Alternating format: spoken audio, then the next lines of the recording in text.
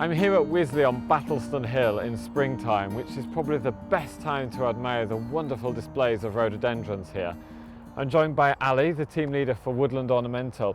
Ali, these rhodos are all shapes and sizes. Can these be used in a regular garden? Absolutely. We have got a lot of rhododendrons up on Battleston Hill, and they do grow all different sizes, but certainly if you start off the establishment correctly at first, then they'll flourish to be a lovely shrub in your garden. And are there any small ones, or are they all tree proportions? There's many rhododendrons that can tolerate a small garden. The Euchymianums are small, compact shrubs that will reach to about a metre and a half. So they're cultivars of Rhododendron That's Euchymianum? correct. Yes. Sure.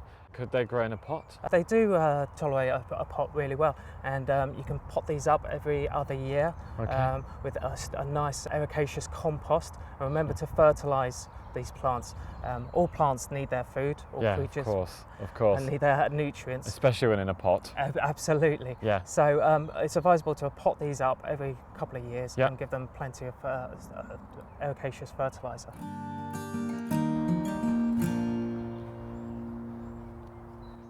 These are a really nice display here in a lovely compact shape. But that looks like it's just coming into leaf, and it looks distinctly different from these plants here. Tell me more. This is a deciduous azalea, so it's a different habit to the azaleas we have here.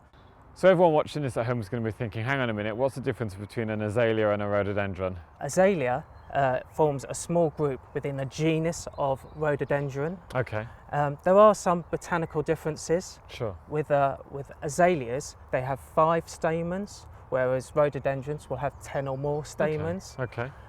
Rhododendrons tend to be larger plants. They're forming a mature large shrub or small tree, whereas azaleas will stay a little bit smaller. And some of the azaleas are deciduous then, like the one we see in the border here? Absolutely. Azaleas can be deciduous or evergreen, but rhododendrons tend to be mostly evergreen shrubs. But essentially all azaleas are rhododendrons, and they all require the same growing conditions. So if people really don't get these differences, it's not the end of the world.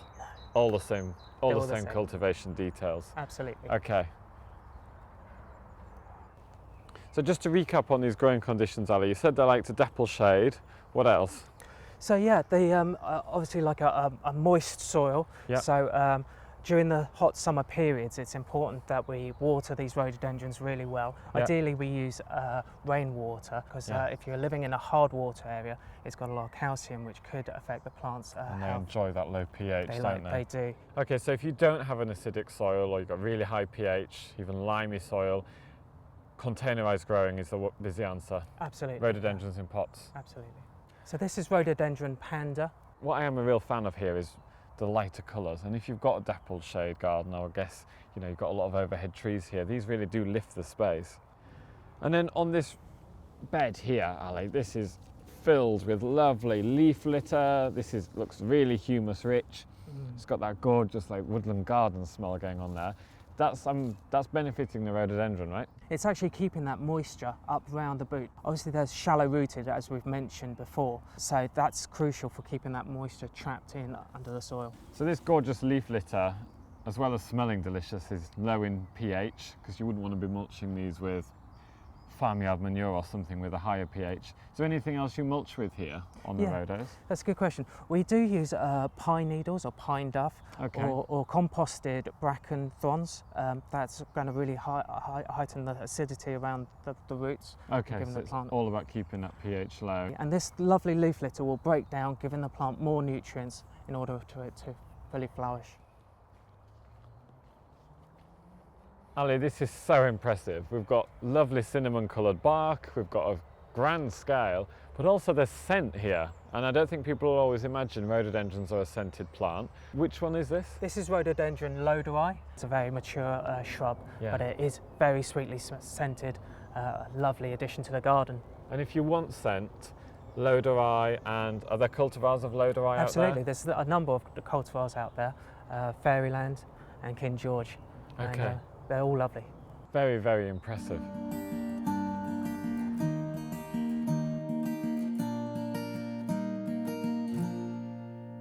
So Ali, most people will think of rhododendrons for their flowers. I'm equally as taken with that. What's the correct terminology for this? That's what we call indementum. Okay.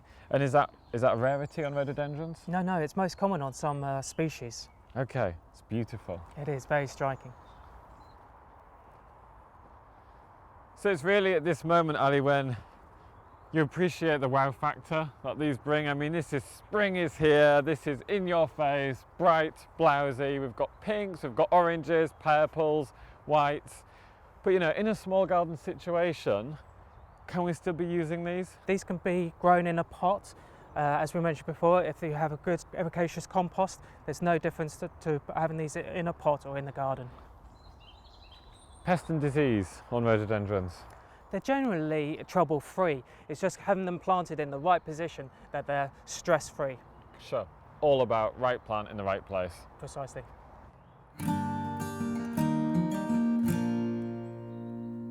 We've seen so much diversity, so much variety this morning. What are some of your top recommendations for the gardeners at home? I think it really depends on their size of their garden. Sure. As you've seen, we have a number of rhododendrons varying in different sizes. Yes. Some of my favourites of the dwarf rhododendrons is Panda. It has that beautiful white flower. Nice. We've seen Wade's Ruby, which is that deep scarlet flower. Nice. That's beautiful. If you want something a bit larger, maybe Makita's Prize, which has those big, gorgeous red flowers.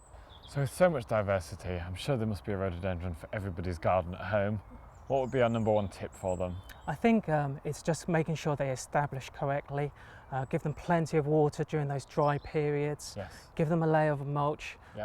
Let that moisture stay around those roots. Yeah. And hopefully they should become a flourishing. Picture of health. Absolutely. Super, thank you very much. Thank you.